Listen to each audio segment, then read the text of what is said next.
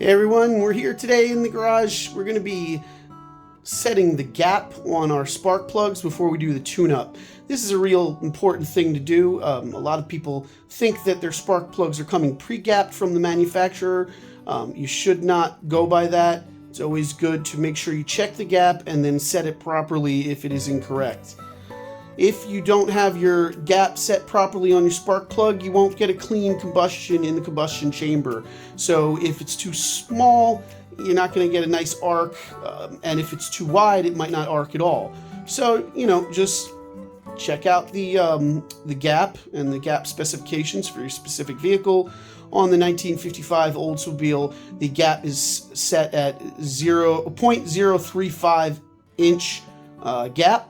So we're going to be using the gap tool. You can use a feeler gauge too, but I like the gap tool because it works, and also it has the little part on the tool where you can adjust the gap just right. Okay, so we're going to get into it.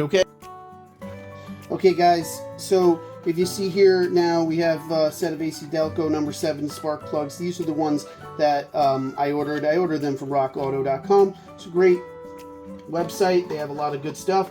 I have a nice little tiny baby tack hammer. Usually don't use carpentry tools for auto mechanics, but this one does great for this job right here because it's a nice light little hammer. It's cheap, it works great. Okay, and then right here we also have our spark plug gap tool. Really important that you use one of these.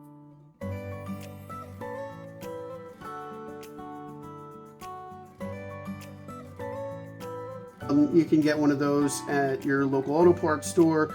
I've had this one for years, it works great. And then also a vise, I believe that's in the shot, that's right there, but we'll be using that in case we have to tap on the tip of the spark plug to get it to the right gap setting if it's too wide. So, like I said, on the Oldsmobile 324 engine from 1955, the preset gap is 0.035 inches. Okay, so what I'm going to do here is I'm just going to get this feeler tool and I'm going to put it on to the most narrow edge. I'm going to be gentle putting it on there. You don't want to mess it up. But I'm going to slide it around. And this one, son of a gun, is, no, not quite. I like it to be exact. So it is not quite 35. I'd have to, actually, no, yeah, that's 35 right there. That's pretty interesting. Okay. The last box, they weren't like that. So anyway, so now that I'm done with that one, take it, put it with the electrode up, close down, put it into the box, just so that way it's there, and I lay it there safe on, the bench. Okay. That way it's out of the way. Now I'm going to do all of these before I even start taking the old plugs out, just so they're ready to go. Okay, let's check this one. Okay, and now this one, all right. So this one is all the way at 0.042 inches. So, in order to adjust that, come around to the vise. Hopefully you're seeing this, but get it in the vise. You don't want it too tight in the vise, but you don't want it loose so that when you're tapping it. But all you gotta do is a nice little nice little tap. And I like to take the feeler gauge, go in there, and just very slightly just go check. And we're at 38 now. So let's give it a nice little tap, little boop boop.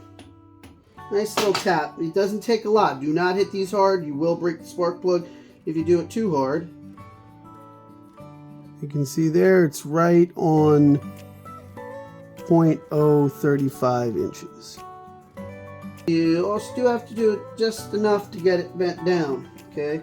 Now I noticed this one's a little off center. It's a little cockeyed too. So you want to make sure that you get it centered over the electrode. Let's take a look. Alright, let's see where we're at now. Now we are at 0.030. So I got to come out a little bit. I went a little too far.